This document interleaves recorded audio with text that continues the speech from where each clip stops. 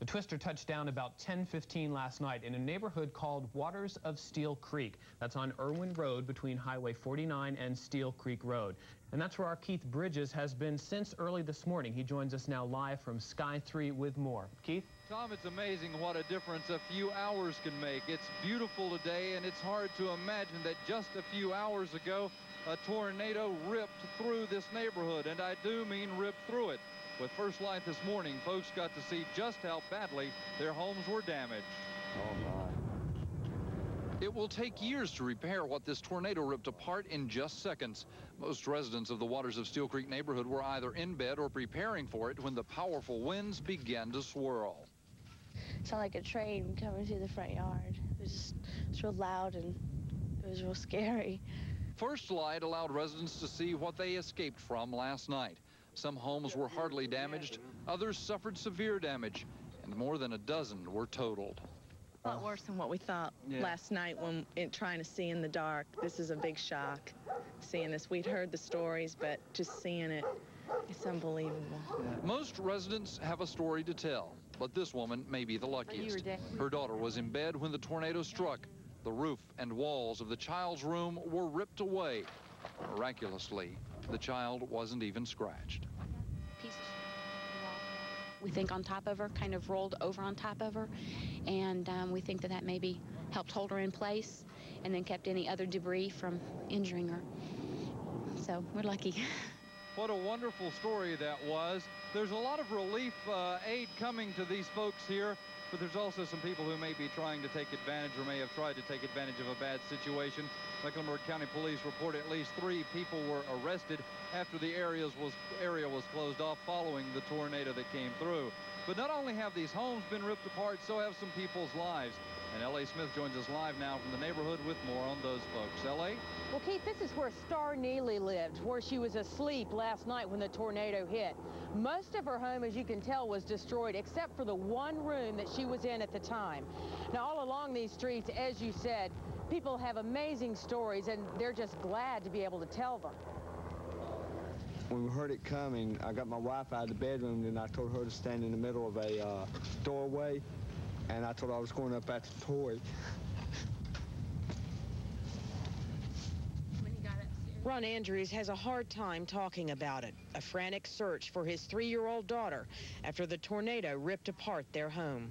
He was calling out for us, and they said that she was still upstairs, so I went back upstairs, and they saw her hand in a corner, so we found her underneath the sheetrock. Folks here say the only warning was heavy rain and hail, then silence. Jeff Kidd was on his front porch. All of a sudden, it sounded like a jumbo jet was just landing right on the street in front of us. And I looked up to the south here, and up in the sky real high, you could see a big black cloud, and all of a sudden it turned into a long funnel arm, and it came down and landed right across the street, and it just moved right across the road here, and it didn't take 5 seconds, and it was over. We opened the door, my husband opened the door, and you could just hear everyone crying, and people were yelling for their husbands and wives and children, and there were kids crying, and it was just a mess. An even bigger mess by daylight. It's unreal, isn't it? To see the force of it. Star Neely is still numb from the experience, trying to find things she can save, and like so many others, just grateful to be alive. It wasn't real bad. If I'd been over here, I'd probably gotten hurt worse.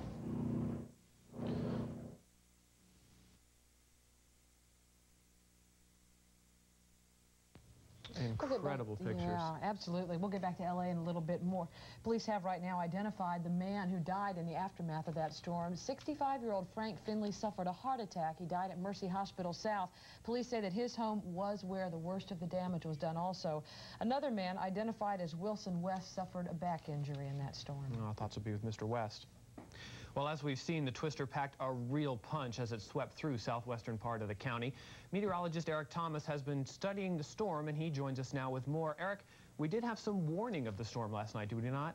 Well, yes, Tom, thank you. And Lori, good morning and good afternoon to you as well. Indeed, we were concerned about this. If you were watching us at all yesterday morning, yesterday at noon, we were concerned. We knew this was a powerful cold front coming through, but certainly whenever a tornado strikes, it doesn't matter how much warning you get.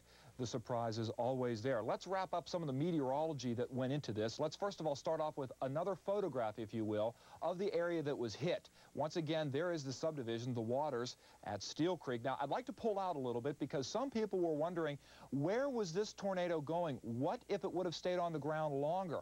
Would it have gone toward Charlotte? Well, this map hopefully will put things into perspective a little bit. If you see there on the bottom of your picture, that arrow is pointing in the direction that the tornado came and was heading toward. Up at the top, you see where Charlotte is located. It's actually off your picture to the left. Now, let's see exactly where the tornado is going, how strong it was. First of all, the path was moving directly west to east. The length was only 1/3 of a mile. Like that one man said, it was up and down or down and up in a hurry. The width was at most, these are my estimates now when I was in the helicopter earlier today, about 100 feet, and the strength, my guess right now, my estimate, was an F2, which would put winds at 113 to 157, and I think it was at the upper end of an F2, so we're talking winds, Tom and Lori, between 150 and 160 miles per hour. Maybe they'll find out in the research even stronger than that. Wow. Interesting, Eric. Nice map. One of the other big questions being asked today, how to cope with what has happened. It's hard to deal with such a loss right away, but that hard reality is facing Steel Creek residents right now. Mike Matthews is live in the neighborhood now with more. Mike, how are folks coping out there? Pretty much the way you'd expect. They're in shock. And why are they in shock? Well, say you're at home last night about 10:15, 10:30. You hear rain. You hear the wind come through. You walk outside about a minute later, 2 minutes later, and that's what you see. Or maybe you come over here, and there are boards in front of your house, pieces of houses strewn about. Your house could be declared unsafe, as this one just was. It's almost tipping off the foundation. Other things here, shingles all over the neighborhood. You can see them thrown everywhere. Insulation, it is all over the place here. So, there's a lot of shock here now. But they're going to have to get over that shock real quick, because they're going to have to try to determine what they're going to do next. There was still a shock. People were talking about hearing the darn thing come through it, how much it sounded like a train. How long did it last? Assistant City Manager Don Steger and Mayor Richard Vinroot had to get a look at the damage before asking for help. One of the things I want to do, of course, is report this to Governor Martin and be sure he knows and his people in FEMA and the federal government know exactly how we at least assess the damage and the extent of it, and be sure they do everything they can as quick as they can. Some here could care less what the mayor does right now, because they're trying to deal with what they'll do for the rest of the day. We closed on this house 10 days ago. So this is like, you know, we were just getting ready to have a nice cedar fence put up around the yard for my lavador. And I guess the fence is going to be the last thing on my mind for right now. Insurance agents are already in this neighborhood because now, once the shock wears off, it's money people will want. Fairly quickly. I know they'll probably have, you know, checks in hand, certainly within a week or two. Now, obviously, Mayor Richard Vinroot is hoping to hear back from Governor Jim Martin this afternoon concerning those federal emergency funds, if this area is going to get those funds. Final thing, why is there shock here? Take a look. You've seen all the damage, all the devastation. Well, you can see this, a picture that made it okay.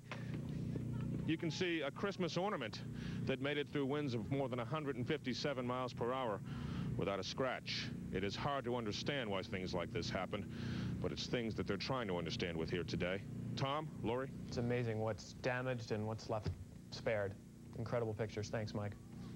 Here in Charlotte, Tom, you don't know about Charlotte too much. You haven't lived here, but people really do rise to the occasion when things get tough for the neighbors, and that's already happened here. A help shelter has been set up for the folks at Steel Creek Presbyterian Church, where the tornado victims can pick up things like blankets.